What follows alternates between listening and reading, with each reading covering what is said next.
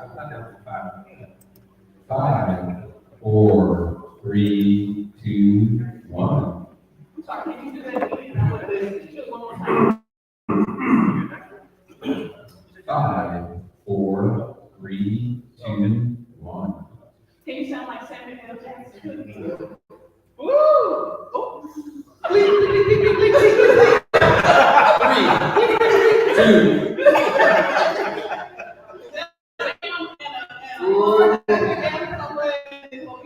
Why are we still playing? I bet the sun on there long, guys. So. Oh gosh, I can't. I'm really working with this deal. Boy, can look for it. Always not like this. Now, Lloyd Jr. That man had to go away. But see, that's my son though, so I don't need my son to do it. Oh, And I don't need my husband to do it in there either. So my husband didn't in there, so I'm supposed to buy it. Can you try? I do a hot bitch one. 5, 4, 3, 2, 1. Sound like Kevin Hart. Hey y'all, welcome to the Pensacola Network. Oh.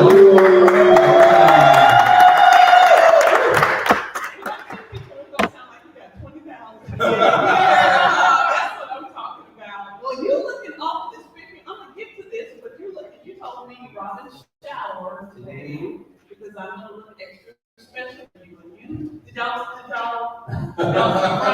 the head to toe? Oh my gosh. Head to toe, yes, because I want to, yes, there's no HR here, so I want to we're just gonna take all this in. I was told people never saw me in shorts before. Oh, and never saw me in clothes. I used to put a coat on. Okay.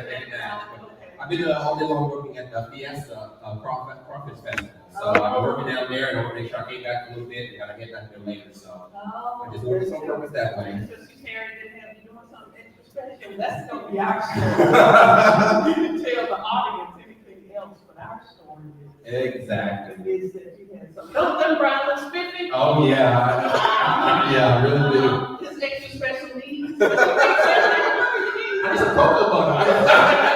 A little bit. Vaseline. Vaseline. Aquaphor. Are you branding? We ain't got no promotion money. Nobody sponsors us like that. But y'all give it up for Brian White, president.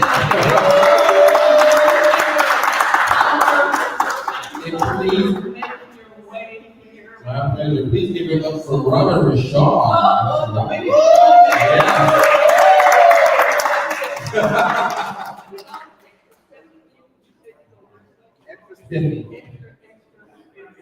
we are excited. It is out there in Facebook. It's in wait a minute. Oh, I just forgot to WVQP TV, which my neighbor Ted watches. I don't see my neighbor, but he watches. He said, I saw you on TV. My neighbor, yeah, he is a faithful member. Hey, neighbor. We call it neighbor.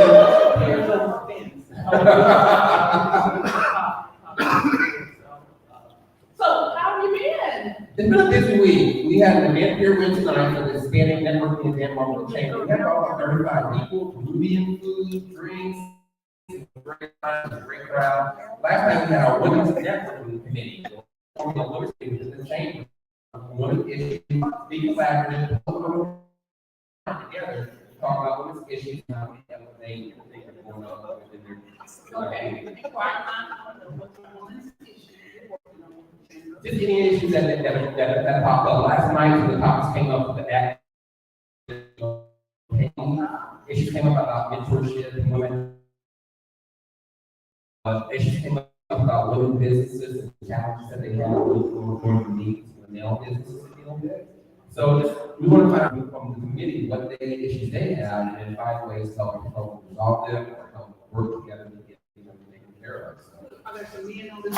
Yeah, part of that's kind of like had a slogan one says he's for she's. He's that are out there and helping coordinate, but we have some men that are involved in first. Oh, he's for she's. That was a slogan that we're not going to use. You're in Florida, so Yeah. you know they're already going to have issue with that. They're going to be like, is he for equality? No.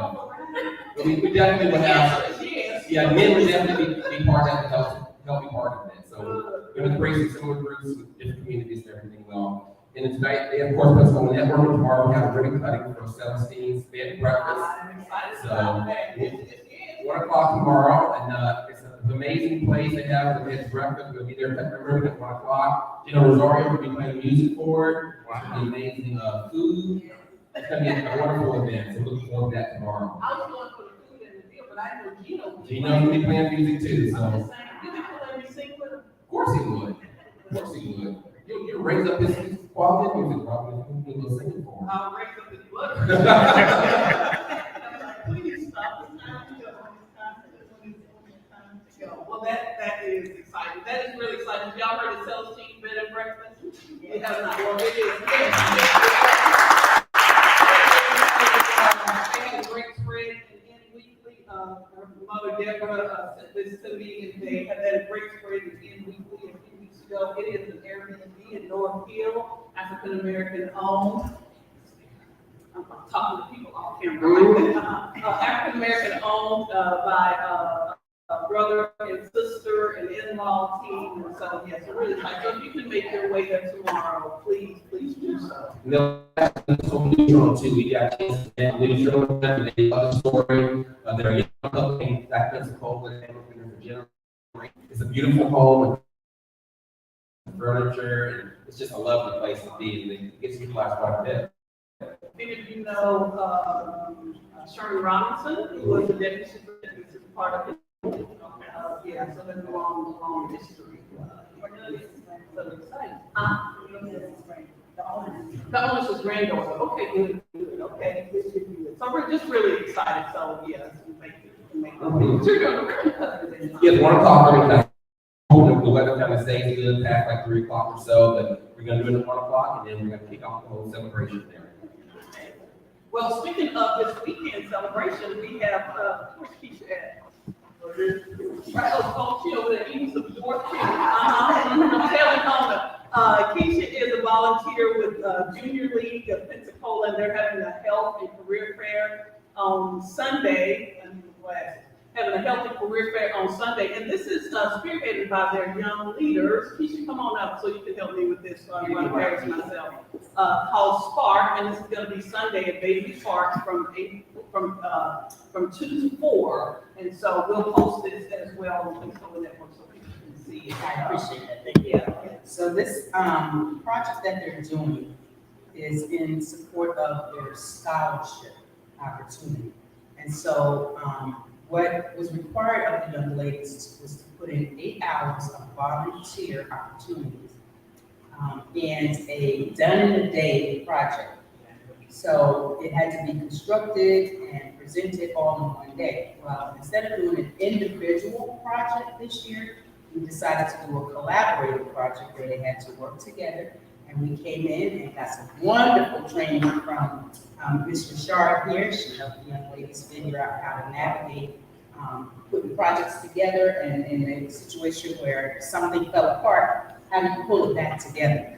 And so this is their project coming to fruition. It's going to be in the Baby Park, and we're going to cover all kinds of health items, diabetes. But diabetes, heart health, breast cancer, Truth for You, and we are finances, and then we're also going to have. Truth for You is not a disease. I'm sorry. I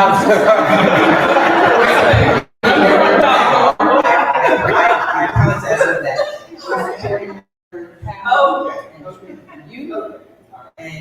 And we're going to also have there in case someone is looking for a job or want to become an entrepreneur. So this is on the Facebook page as well, but we can go to Junior League of Pensacola, and Miss Keisha gave a very nice.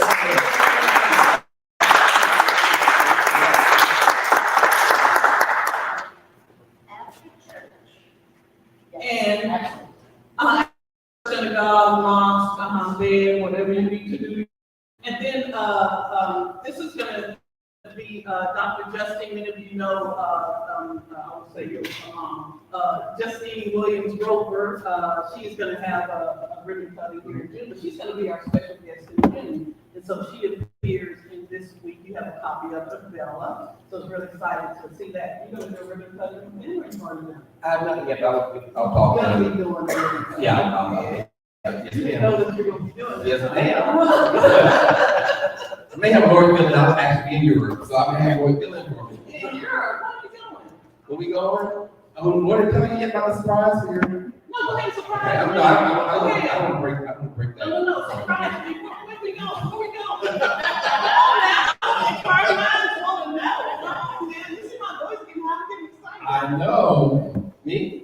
We're flying to Paris, and 2 days in Paris, flying to Barcelona, taking an 8-day cruise to Barcelona, to Rome, and then from Rome back here.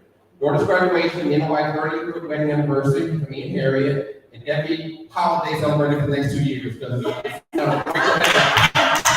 tell you, I think the moment that I will, this is best, but last time probably all 5 of me and my 3 kids are now grown, really get a chance to go together and be on vacation together. So all of us going together as a family. Oh, wow. Well, congratulations. And if you need anybody to carry your bag.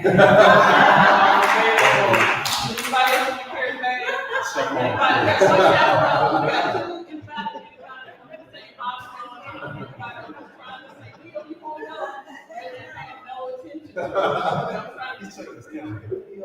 all right, well, let's give away something then, since you going on a trip and we can't go. I thought something you real fast, though, Robin. Is it a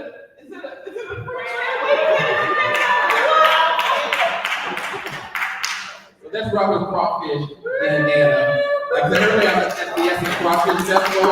This is my first crawfish festival actually as a worker, so I love to get involved and try some new things and try to see some things, add a little diversity to it. So I would. This is why we're Sonny and Cher. This is y'all see this. Y'all see this. I'm trying to be all serious and dignified. And now I thought they're not even bunny, so I didn't look like a bunny. No. I didn't look like a Hugh Hefner woman up here. Crawfish. Raw daddy. But I'm working my first one this year. I was involved in guest last year tonight, and I was. We don't want to hear all that. Let's get back to these things on my head. Well, it's a part of the history, the fact that normally you don't see a lot of diversity within festivals like this, some of those things. So this is good to kind of see it. I want to get exposed to it, to see it, figure out what's going on, and then share the knowledge of that. I'm just Oh,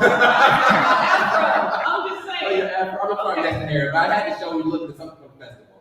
And we'll have some prizes later. I can't wait to see what they bring us back from Europe. Oh, you're probably gonna bring us some French fries. There you go. This one sounds a little old, Robin, but I'm coming back for you. What they get Publix on? What the Publix labels still on these croissants? Wait, July, you'll have your little gift of year, I promise. Okay. It's Publix on, we gonna talk. It will All not. right, let's give something away here while I'm wearing this beautiful crawfish. Thank you for that, the crawfish. I got some tickets here for the Crawfish Festival, so you can go for Oh, free. this is why I'm wearing this. Exactly. That's right. I'm sorry, I did the rehearsal earlier today, me and Mama, so I'm just filling in, I'm sorry. You know what our rehearsal is at 6:29. 6:29 is our rehearsal. All right, so we're gonna give away 2. We need our daily passes to the Crawfish Festival going on today, tomorrow, and Sunday. Mm-hmm. All right, any food in here? Nope. They have food, yeah, no food in the packet, I'm sorry, just a ticket to get in the door. Anybody want to give away $100? I'm just asking. These are big for money, but everybody paying it. Like, no, sorry, you ain't got it. Yeah, All right.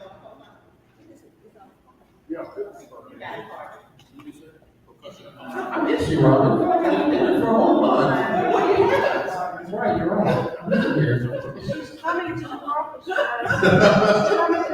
Somebody got this picture of Robin with the crawfish thing on. I think the camera has it all. I think we're good. Oh. I think we're good. Yeah. I think Got we're a post good. out? All right, babe. All right. Everybody have a unique cat or something, me and Robin. Well, y'all can play some walking music.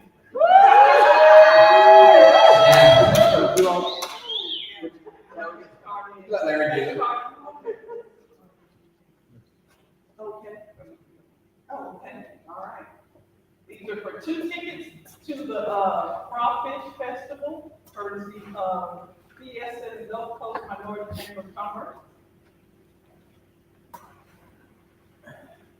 Come on. There's more. Okay, it's all work. There you go. There you go. Come on up. Come on up.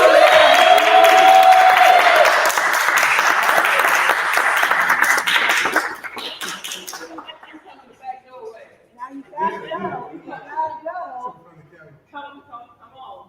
That's all right. We gotta get a picture. You got it? Okay. Let y'all get it. Oh, no, we got multiple cameras. Crawfish, you gotta get in the picture. Come on, okay, come on. I'm saying, you gotta get it. You gotta get in the picture.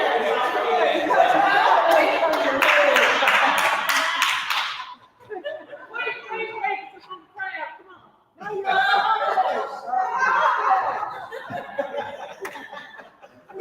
Thank you, congratulations. Oh, you should have bought a check from Allstate or something, I don't know, next time you come up with a check. All right, we have another, this is from FPL. Florida Power and Light. I don't see no check with this, but okay. What is this? A speaker system. A speaker, oh, metal and fabric waterproof Bluetooth speaker, wow. All right, let's get Ms. Bree McCaskill, our special guest up here to pull one, come on up, I can't get out of camera shot here. Plus I want to get your cute jumpsuit in the shot.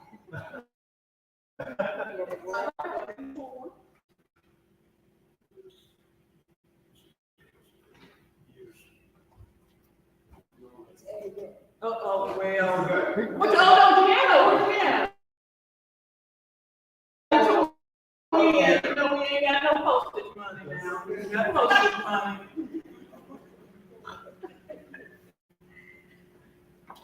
Okay. Is that Neil? Neil?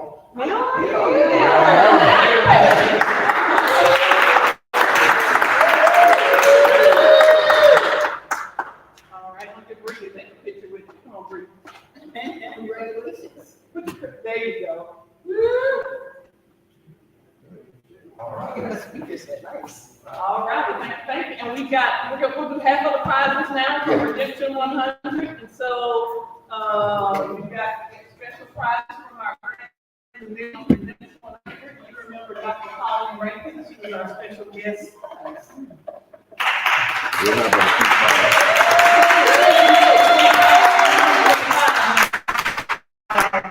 Not last, was it last year? No, the year before. So January 2021, she was our motivational speaker. Yeah, anybody else want to drop a card? You want to put a card in? Okay, so tell us about the prize right here. The price is just some Magnolia soaps and just some different things from Magnolia Soap Company. So just different things. So Nice. You want them to be so fresh, so clean. Okay. Everybody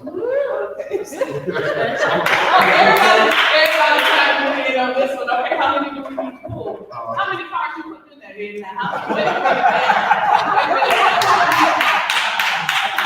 This is brand, you got like. I know, right? How many do we need to pull? How many? I can't see. 1, 2, 3, 4, 5. Somebody get the basket. Dara Evans, come on down. Okay, just go ahead and pull 5. Pull 5.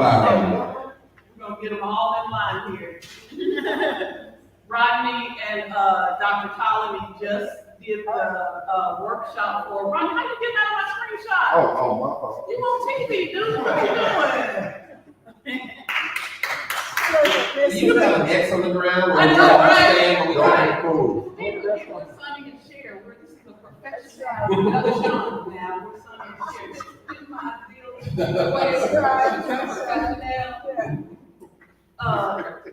Rodney and Dr. Colony just did the workshop on Sunday at Pensacola Beach. It was across the whole state of Florida, the Southeast. They did this whole workshop, so we're so excited with their nonprofit Redemption 100. So we're gonna talk about the beach. It's just like down here, y'all don't invite us over either. That's okay. No, we'll be okay. We'll go to Pensacola for our vacation. Kids sleep anyway.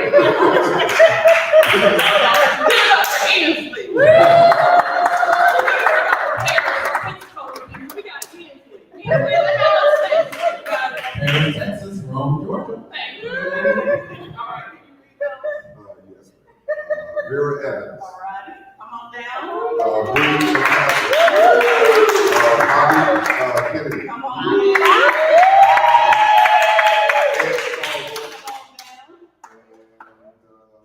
Larry Brooks. Come on down.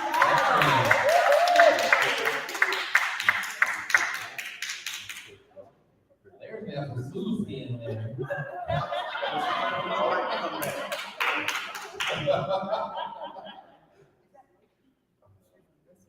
Oh, they going shopping.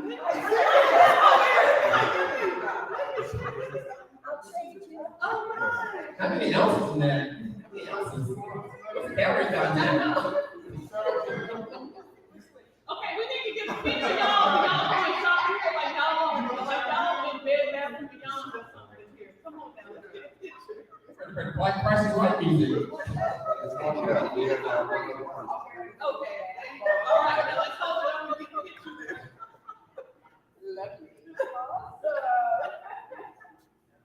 Wow, nice pose. What are they doing?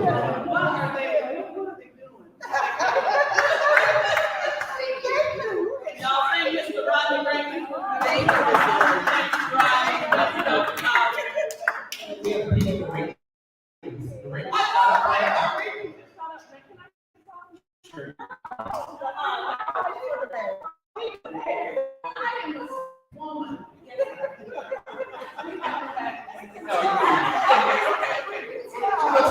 Let's do a piece of it like that. It's just amazing. I'm sorry. So our last giveaway then is, what have this giving away a lot. Winner is the party line, Barbara Kennedy.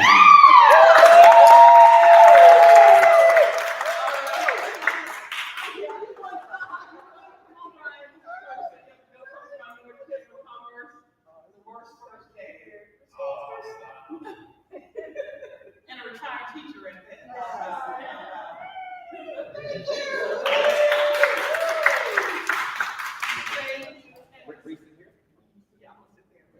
We certainly want to thank our contacts over here, Brian. We certainly want to thank our sponsors, in this fabulous building, the Village Square, and all the great people here. DC with the door. Who else? We have Larry and Bridget Brooks with Team Brooks. I'm sure we have somebody else I'm missing. The Gulf Coast Minority Chamber of Commerce and Harry Wire. Anybody else? Florida Power and Light. Florida Power and Light. And we actually especially want to thank Reverend John Powell too. Thank y'all for that.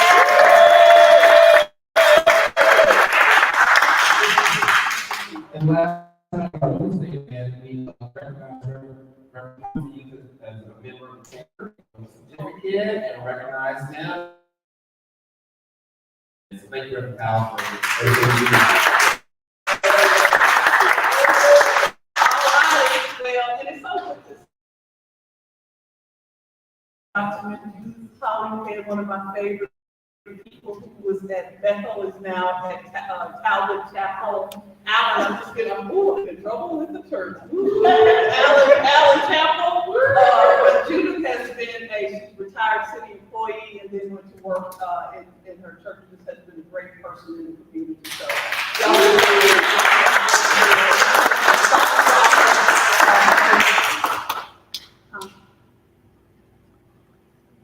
say it loud. The virgins. Don't you call HR? Anybody, people here for the first time? First time. Say, come on, stand up.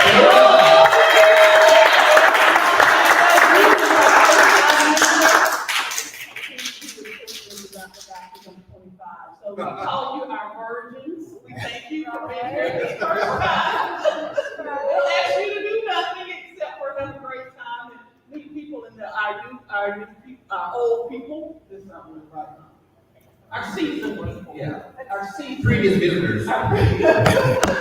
Make sure that you greet them. Y'all give it up for our virgins.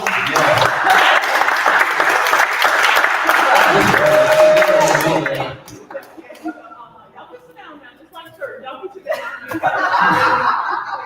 Y'all make sure that I hear Ed is off stage and then Ms. Vera here Mary Kay Cosmetics.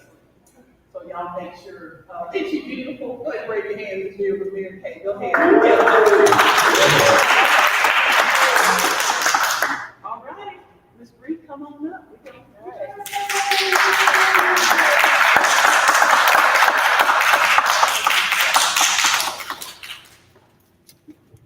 You know, when you people like, y'all doing what Caleb, young man who works for Love, he said, you're doing a bit much, Ms. Rhonda. We do a bit much here, Doctor. I love to be doing the most. Yes, that's what he said. She's doing the most. You're doing the most. I like that. I am excited. Okay, let me get my glasses on so I can see. Well, I am excited to have our guests here. So first, welcome to the Pensacola Network Show. I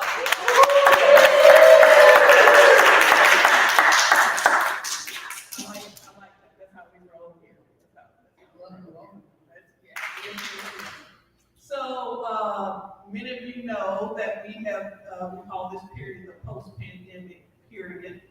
And the Small Business Administration reported that there were 11 million paycheck protection, PPP, paycheck protection program loans, I may have messed that up, to small businesses between 2020 and 2021.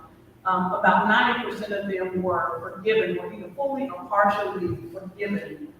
And so the question, as Bree and I were talking about this several months ago, was sort of what happens now. Our special guest today is Bree McCassell with McCassell Consulting.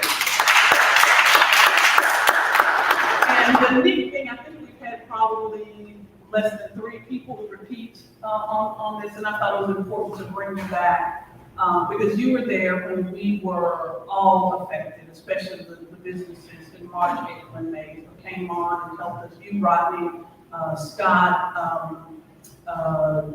Hank Gonzalez with the bank came on with the Small Business Development Center at the time, and you really helped businesses kind of navigate through to see what that next was. And so when we were talking kind of to say, what does this look like now? So I'm really excited to have you here. We're talking about non-traditional funding for businesses. So please give it up for Bree.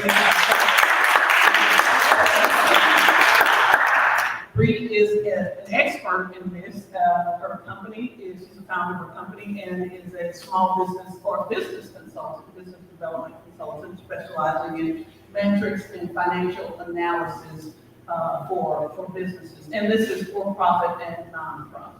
Right, and we're both for-profit and nonprofit, both are corporations, considered by the state, and basically they all need the assistance and can apply to various programs out there. Yeah. So we're going to get into it. So I'm so excited to have you back too. I think this is an important conversation, especially now with the economy sort of being a little rocky and people don't know whether they should make an investment or hold on to their money or what they need to do. So I think this is a really important conversation. But I always like to go back to kind of why somebody gets into this, the way they do. So were you sitting there doing metrics when you were a child? Going, you got 5 marbles, you got 4 marbles. Were you doing that? So early on, I actually, when I first started working, I worked as a clerk. And then as I worked as a clerk, I was in a program where they're going to, train me to be a manager for a store. And that was really cool. I thought that was interesting. But at the time, I was like, I don't feel really prepared for it. I hadn't been to it, but I felt like I could get more education. So I just, devoted time to getting my BA, my bachelor's in communication, so I could be well informed and tell people what I'm doing, and different medias out there that I could use to reach people. And then I followed that up with getting a master's in business. And when I got into the business world, something I noticed is that a lot of people didn't realize that the financial statements that they do, the profit and loss statement that you do every year with your taxes, can be used as a tool to plan and to budget and to grow your business.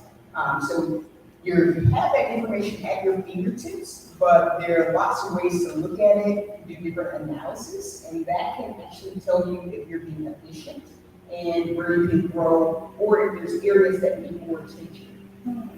So basically, long story short, I got exposed to working with other small businesses, and it's just like, no, they have so many things that they don't know. There's a lagging, indicator of knowledge, really, things that you don't know, and things that you don't know you need to know. Simply from this business record, this tax record, or this profit and loss statement. Right.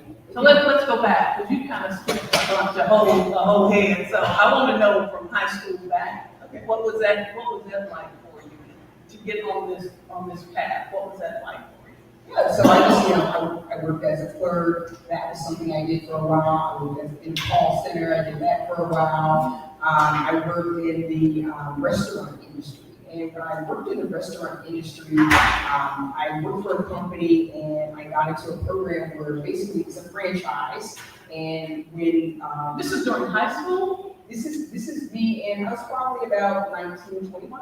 Yeah. So at that time, I was working for a company, and they had opportunities to become a franchise owner. And when you become a franchise owner, they actually send you to a school where they meet at different conferences throughout the year, and they're teaching you financial education and how to run that business in an effective way. Right? When you enter into a franchise, you have a blueprint, but then a lot of people are new to it, so they have to be taught. So I would go to those conferences, and I was getting this type of education. I was like, oh, maybe I want to be a franchise owner. That would be really cool to do. But it really just set the idea of, like, when you don't know something, get educated on it, get research, and then get a mentor, and then start building from there. So after working with that company for several years, I started actually going and opening other restaurants under that franchise brand, and basically teaching them how to run the business and how to run that. So you had early in elementary, middle, because you grew up here,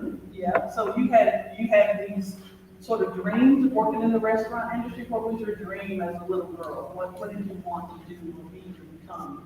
My parents, they were just really, they said, do something that you can support yourself doing, and, do something that you enjoy doing. That they didn't really give me, go into this particular industry or go in this particular field. My older brother, he worked in the restaurant industry, and he's like, this is a great way to make money. It's really a booming industry prior to the pandemic. And then basically from that, it was a lot of networking. As you meet people in the restaurant business, you kind of like network with them, you put them in your Rolodex or in your phone, you save them, and then when you have other projects that you want to do, you kind of build out a list of individuals that you can call upon and work with. Not even knowing when you want to, but having that Rolodex available. Just, you never know, some of the individuals that you would meet along the way, maybe, you didn't have a need to work in that particular industry or that particular field at the time, but just making the connection where they knew that, you're a sound-minded and that you're, good work ethics and things like that. So then you could, give favors and then maybe leverage that relationship to do other things. So then you worked for several years in the restaurant industry, and then what was that sort of turning point to go to strictly working on behalf of businesses? So while I was working in the restaurant industry, I was getting my undergrad degree. And then when I finished working in the industry, I took a job as a project manager. I took a job experience while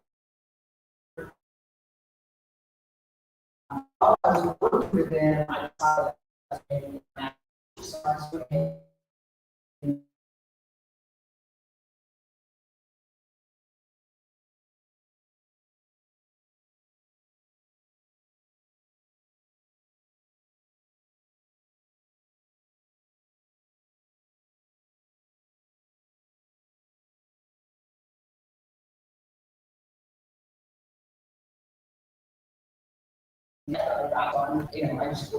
I get that, you do this, you grow up, you be this, you become this, you become a teacher, you become a doctor, you become a real estate investor, whatever that is, and it's just sort of straight path. Yours seems to be this sort of jagged way of sort of tipping into this business industry over here, tipping into that one, and really coming out, getting this sort of full circle experience.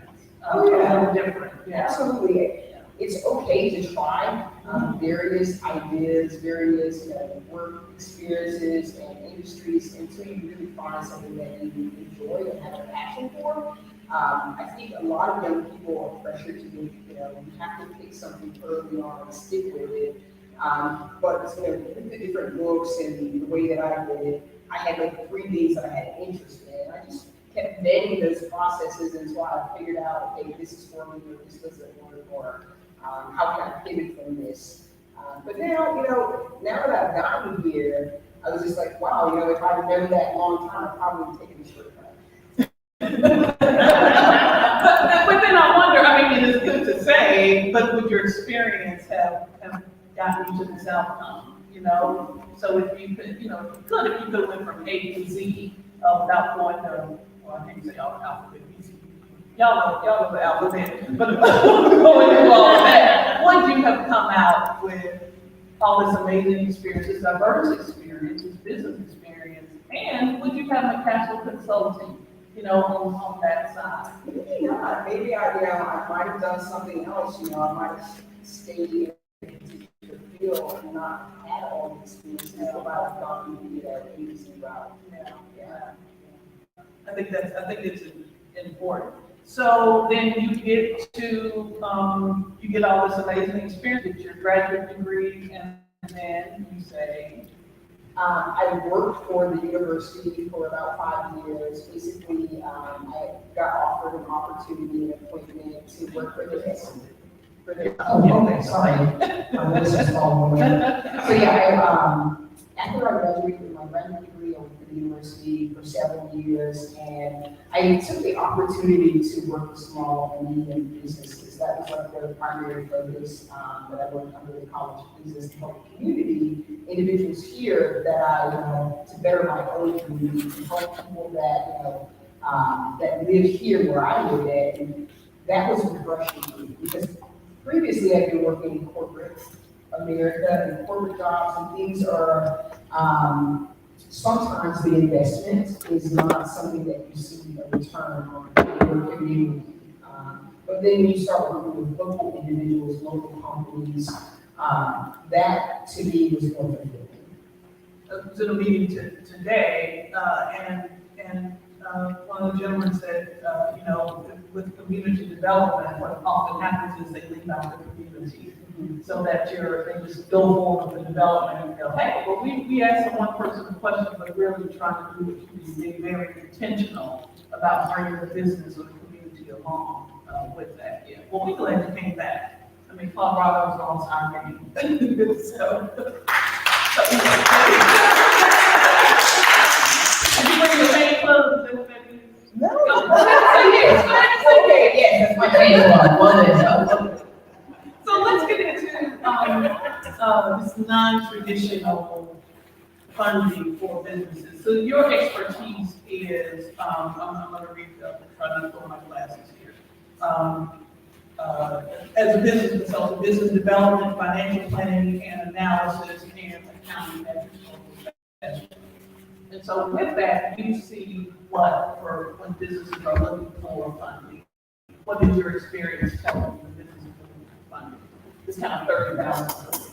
Well, a lot of times, the business, they're experiencing two things, right? They're either pivoting to a new product where they're going to need access to capital to bring that product to life, or, they might just be doing a new, like a new business venture, a completely new development that they're fresh to.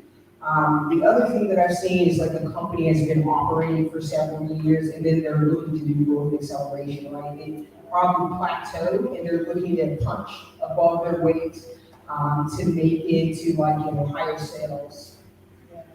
So and often, like you said, when businesses are doing the work, it's like when they say the show business, so there's the show and the business, you get so focused on one, that you forget the other, and that business is really what you focus on, because you can sell your product or service, but if you don't have a business part, that's what you want to really. So true, yeah. Business owners, they have lots of hats that they're wearing. Sometimes, they do have a team built out. But then even when they do have a team, sometimes, as the leader of that company, you might think, well, where can I go next? How do I get there? You might not have all the answers, so you, Or the skill set. so you start to look for, either another founder that you can kind of like couple with and take the growth to the next stage, or you look for like an outside consultant to help you get there. And so you mentioned that you often see this when businesses are doing these three things: pivoting to a new project, a new business venture, or it's cyclical. So let's go to the cyclical, and then we'll get into sort of what that non-traditional funding looks like. So does it matter where you are in your cycle, whether you're an early business or mature business, or as you said, stagnant business? Does it matter when you are the type of funding that you go after? Yes, it does matter. So typically for a traditional funding, the lender is going to look for a low-risk investment, right? They're going to look for individuals in certain industries, and they're going to look for individuals that have, a certain amount of cash flow and a certain amount of, basically appear to be no risk. That's what they're looking for, right? And when we talk about traditional, we're talking about commercial banks, government, lenders, so SBA, and things like,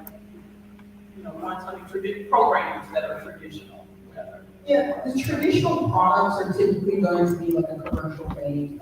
Non-traditionals, I think non-traditional would fall more in like programs that either have a guarantee to them, or programs that are not going to require that you pay that funding back, or programs where it's for a particular minority group. Those typically have different parameters based on what the program itself is. But the traditional sense, they're looking for cash flow, low risk, and they're looking for a company that has profit. And if you don't have those three really important things, then it's a no-go to. But it almost sounds like you go to, I'm just trying to have a conversation we had with Sid King, who's here, the president of Commonwealth, that you go to a bank, he talked about being invested in the community and not really looking like a typical commercial bank, but you go to a bank when you don't need the money. So it's almost like, why are you here? Because I need the money when you're a risk. Well, that's why I need the money to not become a risk. It's basically a circle that you get into. I understand that, where you're trying to talk something, but you have criteria or points that they're looking for. And remember, with these traditional loans, they're basically, it's the debt is something that they're making money on. It's a money-making transaction for their company. The reason that they're providing it is because they will make money off of it. They're going to be profitable for it. So they're looking for a select group of individuals. Which is interesting. One of the other things that Sidney, we were talking about, when you open a branch here of a Commonwealth, and we said, well, how much do you need deposits? He said, not deposits, I need the loans. And that's how banks make money, is lending money out. Yeah, Exactly. So a non-traditional funding, what does that look like? Let's go with the big thing that you see on TV is, late night TV, 2:00 in the morning, not that I'm up then, but I am. You go, get this business grant, call 1-800, I'm gonna scam you, but you get this business grant. So our business grants really a thing. Yes, grants are out there for small businesses. Typically, for the grants, what I look for when I'm doing grant searching, I either look for grants that are being provided by the government, or I look for grants that are being provided by nonprofits. Those individuals, what they're doing is beneficial, and they are not trying to make money on these types of programs, right? Their interest is for the community to grow and for them to have access so that you can, create more revenue in that particular area. So if it's a gov, typically those are good deals, and if it's a nonprofit, typically that tends to be not predatory. But if it's a .com, I would just do a little bit more research and investigating on who has been a recipient of the program in the past, and then also the parameters of the program. Because sometimes if you look at the application, if you see something that's, off-putting or odd, then most likely it is a scam. And if they ever ask for you to, ante up money up front, typically, those tend to be scams. Because you do, in these programs, you said it earlier, the business or business owners doing so many different things, selling their product or service and then running the business, the operations and all of that. And so if you provide this information, and sometimes you don't know that that's a scam until your money's in, some foreign country, and so is your information, and you're locked out of your accounts and all that. Yeah. Yeah. I would definitely tend to focus on the programs that, you have seen the results, you see the winners, and then never ever wait for something just to apply. Typically those are scams, so most of the applications are going to be for no cost. No application fee or anything like that, yeah. Pay $2,500 for this $2,501 grant. That's not a good deal. It's not a good deal. Okay, all right. But I will not click that button then, okay. So .gov, then that means that it's a federal program. Within those programs, you alluded to it earlier, there are categories for those. So talk about those a little bit in terms of race and gender and veterans and even industry. So, currently, the ones that you see that I think are pretty interesting are two really awesome brands that people may not know about. But one is the SBIR, and that stands for Small Business Innovation Research. And then the other one is STTR, which is Small Business Technology Transfer. Those are both government grants. And what they do is those particular applications will get you quite a bit of funding.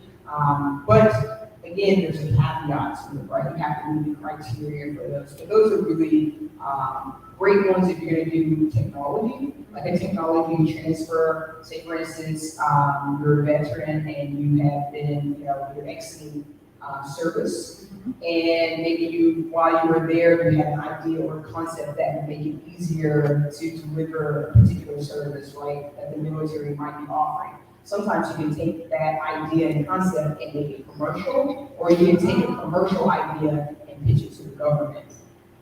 So it can go either way, but the thing is, those particular programs will support that, right? And you don't have to be a veteran or associated with the military or government to get into these programs. Absolutely not. Just those individuals are just close to the problem, so they typically come up with a solution for those problems when they've been working in that service or in that industry for so long. So whenever I've gone to those types of conferences, you will see a lot of veterans. But no, it's not exclusive. That's not a criteria that you have to be a veteran. So I think of Rodney came up earlier, and I think of Redemption 100 in their, nonprofit base and helping people in the correction system. What would a nonprofit look at in terms of the SBIR? What is the I stand for? So one is SBIR, which is innovation research. University research. So what would they pitch this based solely in what they're going after in their mission to this government? Right. One of the things to look at, with these types of grant programs, what I would do is I would go in and see what are the requirements. You don't want to spend a lot of time and energy on that doesn't really suit the company or suit what you're trying to accomplish, right? So they have a grant database that you can go in and you can do different searches on what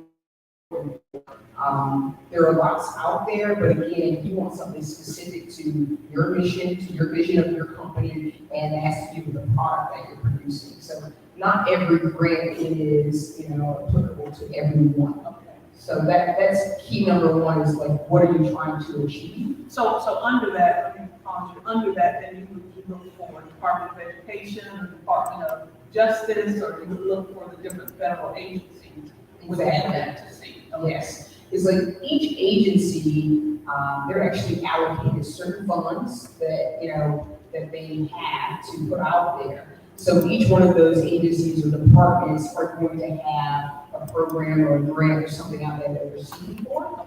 And I would start there basically to see if that program aligns with what your end results are. What you need to do. So there are in this sector and industries, but also around gender and race, talking about veteran status, but also around, talking to Brian earlier about this focus now that they're doing on women business owners. So there are also on African American business owners, Native American business owners, Hispanic Americans. I mean, it runs the plethora of diversity within that I would suppose. Yeah, a lot of times, because they are government grants or programs, they will have certain ones that are just set aside just for Black folk, just for people that are women, just for individuals that are veterans. So you can actually look just based on what your destination is. So if you are a woman, you can look for minority grants, or if you're a person of color, you can look for grants for people of color. Same things with veterans. So if that is something that applies to you, then you can look solely for those. They do have set aside for just those particular categories. So if you're a Black woman veteran, you should be ranking up. Right? You can apply for. If you can stand it, that would be pretty fantastic, huh? That would be pretty fantastic. So then let's go to another, and we didn't talk about this earlier, but is micro lending still a thing? Lending circles, yeah. Yeah, so explain that. I know we didn't talk about that earlier, but explain that. So there's actually a couple of organizations here locally. So one is the CEDI, which is a community education. That's a great program right around the corner here. Local. They would do micro lending, and then another program, I think the SOAR is another micro lending program. With those, basically, you just have to do like a research. Community development is the keywords that you want to look for in your city, in your county, in your state. And then they will let you know what companies are out there. And basically, I guess the difference between those micro lending is that those companies have a special relationship with the government. Okay. Yeah. And that's how they're set up to function. They're getting some sort of funding, some sort of support from the government, and that allows them to provide that micro. And these are smaller grants or smaller loans, so maybe $5,000, or something you want to buy a piece of equipment or some technology or some inventory or something like that, and non-traditional, so that you don't have to have all of the debt to credit ratio, all of those different accoutrements that you would in a traditional loan. Right, and I just wanted to clarify that with some of these non-traditional funding, they're still going to be interested in your final outcome of what you're doing with your business. How is it functioning? Are you profitable? Do you have cash flow? They're actually going to be interested also in your, how you're reporting to the government, what kind of money you're making. They will want to know that because they have an obligation, because usually they're partnering with the government, they have an obligation that they're lending this money to the person or the company that is qualified, and it's also going to be likely to be. Yeah. They're not going to give it to me hanging out on the deals, and I have this great idea. They want to still see some past experience or my experience of the metrics or something like that. Yeah. And typically, you can convey that just by having your projections. How much you're planning to invest and how that money will come back into the company, how it be repaid. That's the caveat. It's not that they don't require that information, they're still going to want to book but they have it set up where they're more likely to loan the money to you. One of the earliest micro lending circles or micro lending programs that I thought this was with Marine Bank. This is, I don't know if they're still around, like 20 years ago. But I forget which country this was in, but it was a group of ladies and they were farmers. And so one wanted to buy a cow. And so they got together and they put the money in to help one woman buy a cow. And then she sold the milk and all of this and that money went back in, but it was the idea for the circle was that you were accountable to these people who really, they had your back, but they also had an investment in it too. So not that they were gonna take your cow back, but but they had investment in you doing good. Right. And so, so it was this sort of small circle, that cow may have cost $500, but in this particular community, that was a lot of money, to invest, especially for one family where entrepreneurship is high. But I thought that was really neat though, that it wasn't and they met weekly to check your books, how much milk did you sell, and all of that, how much feed did you have to do, which is very non-traditional. That's really way. Yeah. I think it's, I don't know if America has done that as much as we're not necessarily a higher entrepreneurial thinking. We tell people to go to school to get a job, not to create a job. We say go get a job instead of other countries tell you to go and create a job. Yeah, a little bit different because it's individualism. I'm working on what I'm doing and not a collective goal sometimes. I wonder if we can bring those back. Not for cows, but for anything. I mean, people getting together. And then let's talk about internships and externships too. And I want to miss something else that you have, but let's talk about businesses using this as a funding mechanism. So I know in my personal experience as a small business owner, one of the largest costs that you have is wages, right? To have other people on the payroll doing things for you, right?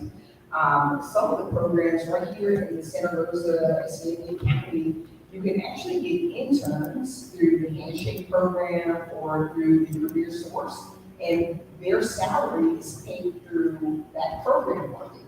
So basically, it's like having a whole person to work for you, but you're not accountable for the actual wages, which is like a really big cost. So that is a really neat, non-traditional way to get some funding. Wages, the taxes, all of that, the reporting that goes along with that, you don't have to. Not your responsibility. Yeah. But you get the labor. You get the benefit of it. of it. And I participated in one of those programs. It was really cool because you get to work with a young person, but at the same time, they're doing something that you didn't have time to do for yourself. Yeah, we worked with it last year through the accounting degree, was one of the mentors and doing so many other things. But she's one of the mentors, and we had like 9 students. So they were getting paid $13 an hour, doing this. Yeah, so especially as a business, now this is our nonprofit, especially as a business, and this is a great way for-profits can do this as well. Absolutely, they're taking applications right now, and you still wanted to apply to that program to get you an intern for the summer, a paid intern. Yeah, it's anybody being paid intern, I'm just asking the question for you. Okay, all right. But what other non-traditionals do as we wrap up? So some of the things out there right now that I certainly would say take advantage of if you're an operating business for the last year, 2020, 2021, they have the program that, I don't know if people have heard about this, but it's the Employee Retention Program. It's a credit. And basically, if you were able to keep someone on the payroll and you did not lay them off during the COVID pandemic, they're actually allowing you to take up to a $26,000 credit on your taxes. So it's available now. You can still apply to it, but it's for companies that were operating during the pandemic, during 2020, 2021. Take advantage of that because that tax credit can be used, and basically it's money that the SBA is providing. And that's a really great non-traditional way because of the tax credit. And that's reducing your tax burden. Yes. Yeah.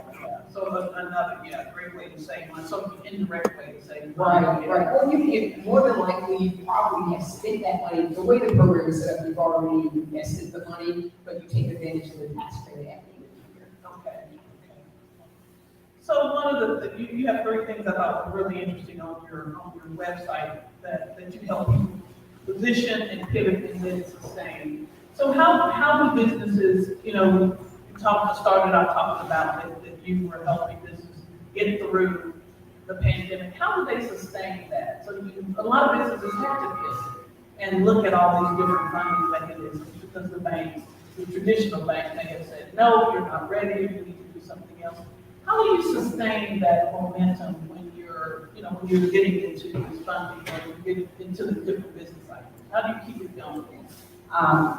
It's a really simple concept that goes back to that profit and loss statement. Right? So there's really only two ways to make money in a business. And one way is by creating stable revenue, and the other way is by efficiencies.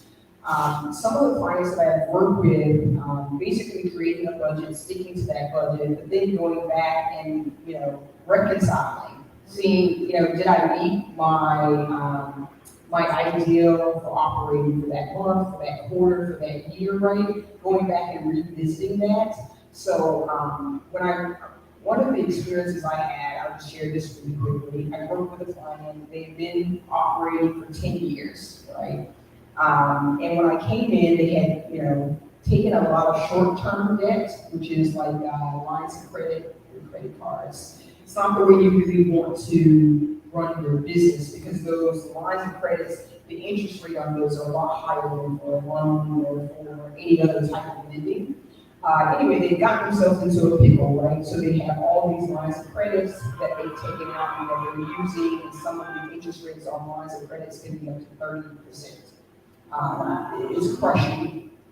So what I work with them to do is, you know, I did a financial analysis on their books to see where they were the year before and where they're at now. And some of the simple things that I was just suggesting, I said, you know, what you're spending on your communication is too high. And the reason I said it was too high is like a company in similar size, similar scope, they spend about 10% on communications, and you're spending about 25%. That's a big difference when you think about it. So I said, have you ever reached out to that company and asked them if they could give you some sort of loyalty?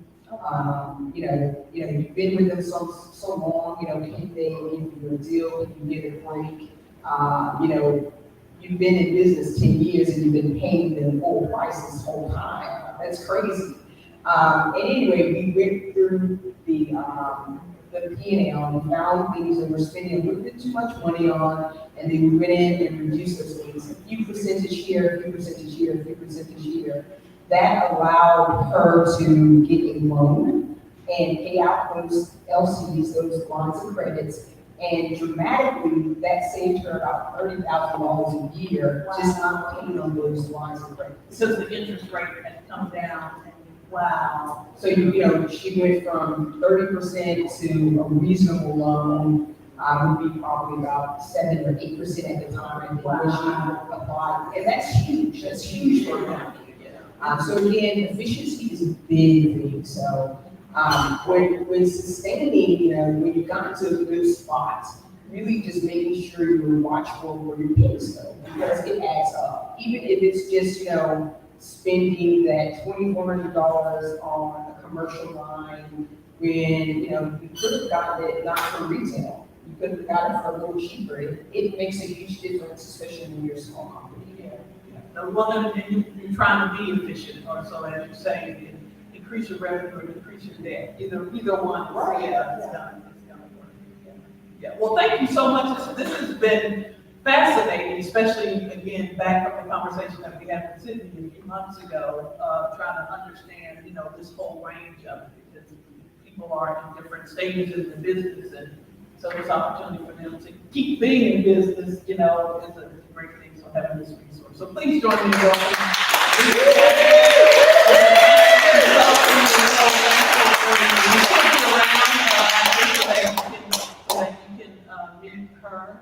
And before Margaret, you have we'll post this on the Pensacola Network, Facebook page. You have a workshop coming up. Yeah, thank you for mentioning that. Thank you so much for having me. So next week on Thursday, I'll be doing a workshop, and the workshop actually is going to go into how to define great opportunities and how to respond to those great opportunities. So it's going to be an hour presentation. It's going to be at the SEI building on May the 4th. And basically, it's a dive into becoming a really good grant writer and responding to those grants and knowing where to look, where to find those grants. Because they're online, you just have to know where to look. And not get scammed. Not get Because you're putting all this information out there digitally, and so you never, the dark web is dark for a reason, so, yeah. I would say stay off the Instagram and TikToks. There's a lot of links and stuff that takes you to new applications and things like that. Wow. Yeah, avoid those if you can. It's better to do the research and then go to the link than to go to from an ad to the link, because sometimes that link might be dangerous. Yeah. Well, let's open it up for questions real quick. We have questions. Yes, two questions. Stand up on one so your voice can hear. Okay, so the first question was that you're having a workshop. You said May the 4th. And, where is it gonna be at? It's at the SEI building. Where's that located? The address is on Spring Street, where it's the old Sun Trust. I'm trying to think. I know what you're talking about, where the Morgan. Yes. And we'll post it on the Facebook page too, where you send us a flyer, we'll post it on there as well. But that's next Thursday. Yeah, it'll be in the evening from 4 to 5. Okay. 4 to 5, that way people can, come out and if they work that day. I just didn't have that. You have one more question, or? Yes, I have Okay. two questions. So my second question is pertaining to grants, and you gave a lot of information about scammers and stuff like that. So if you're trying to get maybe under 300,000 and you don't want to invest your money per se or your wealth, and you're trying to apply for grants, how problematic is that? Is it something realistically I can expect, or in your experience, something that's, you're gonna have to come up like most banks want you to come up with an 80%, they'll come up with 80%, you come up with a, 20%. So It's, okay, so the question I think I need to hear is that, we're asking, when you're doing the grant programs and the grant opportunities, is it going to be a certain amount that you're required to have on hand or to invest? most in your experience. In my experience, if it's classified as a grant, no, typically not. Grant programs are set up where you don't pay them back. They're not expecting you to have funds on hand. However, if it's like a micro lending situation or in the employee tax credit, those are a little bit different. So the tax credit, you've already spent the money and you're actually just redeeming that credit at the end when you're filing your taxes the year after. And then with the micro lending, typically they are wanting you to have some sort of investment. Typically it might be 10 or 20% depending on which program you're applying for, but they're wanting you to have skin in the game, so that is very typical. And that may, let me clarify, because on some, I know in the nonprofit arena, that they may not want you to have, money, so that 80% or 20% that Belinda's asking about, but they may want you to have some sort of match. And the match may be some sort of skin in the game, like volunteer hours or something like that, that you put up, which you may be able to get from another source, and that's on the nonprofit side. But I'm guessing on the for-profit side too, that you may want to, maybe put up your inventory or something like that as a match. Your 20% could be an inventory or something like that. Okay, and then Jeremy. On community development, my concern is I see that when you start looking at District 3 and you're trying to bring in business there, and you see that the outskirts, everything else is about and you go to, like you were saying, the community development group, you go and you speak to them and say, listen, anything as to what are your intent to help us, and you don't see any kind of connection, you try to say, we need business in our community so that our young people will be striving to have entrepreneur spirit. And they're like, it's like, no, it's not no response, my intent, but God's will is to get a business, to get with us, to get young people involved, so that our country can take over and continue on going on. But if you don't give young people or let them see that they are manager and leader, that's not the so they might be hesitant. That's why you want to open like you're like that. People get more business and younger, so that it's. Let me stop you there so she can answer. You got the question. Okay, so I think I hear you saying we have visited some of the, Economic, community development, I went and talked to them. they're not as helpful. No, they're like, With that particular, instance, I would just imagine that sometimes it could just be the person, right? The person that you're working with, they might not be as helpful, they may be burned out, they may be indifferent, you never know. If that's the case, see who they report to, their direct report to, or, and see if you can work with someone else, maybe, just to change it up a little bit. If that person isn't doing exactly what you want, isn't providing the support that you need, try to find someone within that program that will. That's what I would recommend. I've worked for agencies sometimes, and you're right, some individuals are less helpful than others, unfortunately. But how I work around that is I just, see if I can get assigned to someone else. Is there someone else I can work with? Thank you. Geraldine? How do you find clients? Are you proactive, you reach out to businesses, or they have to find you? So I do a combination of things. Okay, so you're asking me how do I find my clients? yeah. Okay, so I do a number of things. I usually do networking. I attend different events and just like meet and greets. But I also, I have my information in different databases where I can be found. With the Gulf Coast Minority Chamber of Commerce, I have it there. With Bantucola, I'm also featured there. I utilize the Google Analytics and Google My Business. And then also sometimes I would do special events like this where I just get out and meet individuals and connect with individuals that have a need for my services. But a lot of times I found my connections through LinkedIn, through companies there that, I'll just go in and search and see if it's a company that I want to work with, and then I'll approach them that way. And then sometimes it works out really well, I get a contract out of it. Sometimes they'll say, no, I'm not interested at a time, but they may, circle back. So you date before you marry the company? All the time. All right, so everyone get with this.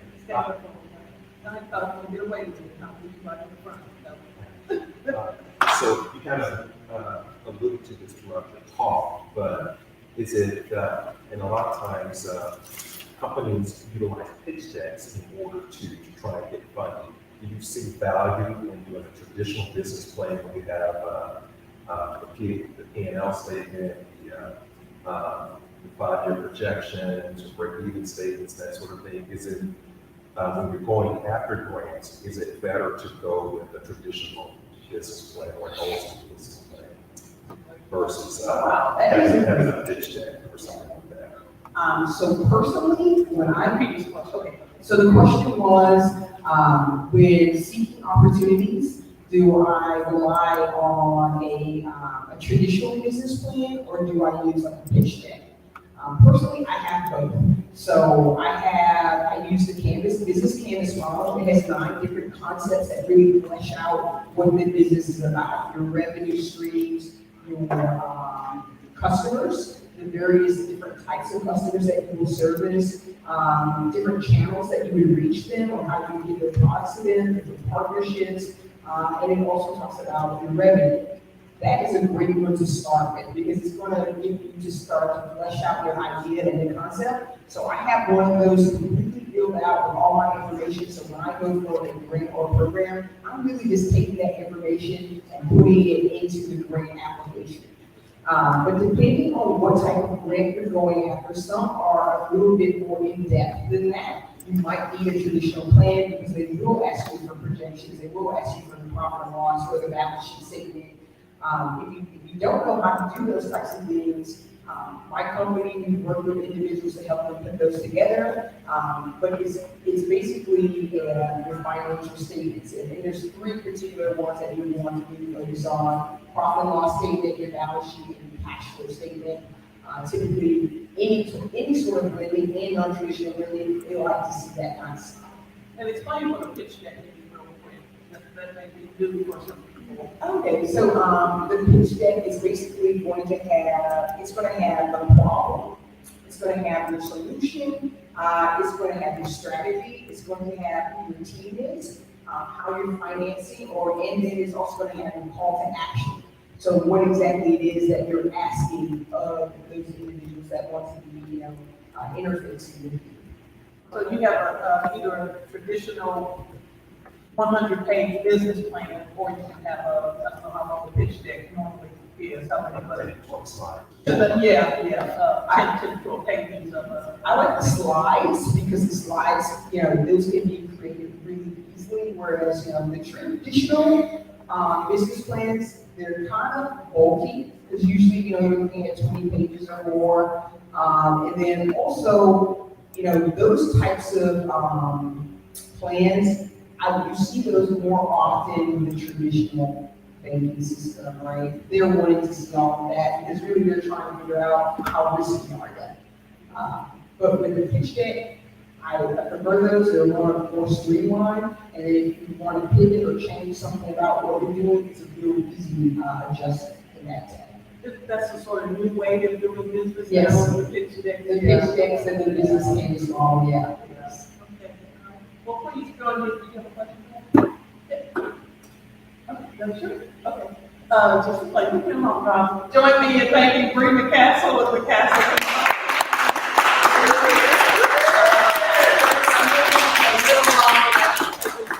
Great information and such timely information too, as people, coming out of the pandemic, is what a lot of people pivoted, including us. We went virtual for 2 years and, trying to build back up to what does that mean for people going forward. So thank you, again so much. I think we need to give some money away. Oh, He's excited. Grandpa, can you make your way down here, please? This is the 50-50 raffle. Belinda, you can be our like resident clapper. You are great for cheering people up. I'm sorry. No, I'm sorry. That's good. That's great. I'm saying that's a beautiful thing. Yes, our resident clapper. Okay, wait, I'm gonna have you count the numbers, because I know you can count it. it's $20. $20. $20, okay. Okay, all right, so then, this is 50-50, half of it goes to. No, that's the half. Oh, that's the half. Oh, so you get $20, okay. The other half goes to True for You. Okay, so we have number, Oh, here. Got glasses up here, not even- 392 4 7 3-1. 0 1. 0 1. Oh,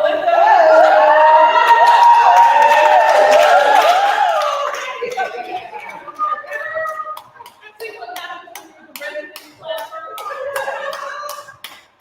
Reverend Powell, you come on and put your picture, will you please? 0 1. That's it. Oh, wait a minute. Maybe she's giving it back to Reverend Powell. There's no Reverend Powell. Got the whole money out there. Money. Green. So there's green bags. You can get it there for free. Okay. Right, that's something that they borrow something from Belinda. All right, well, thank y'all so much. Make sure that you, meet each other, meet free, enjoy the food, meet each other. That's what we always do. All right.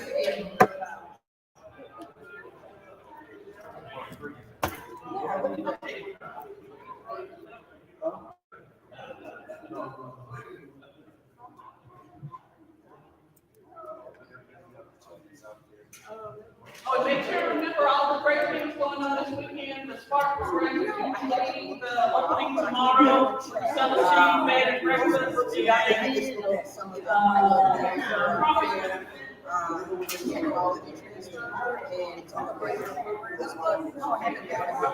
And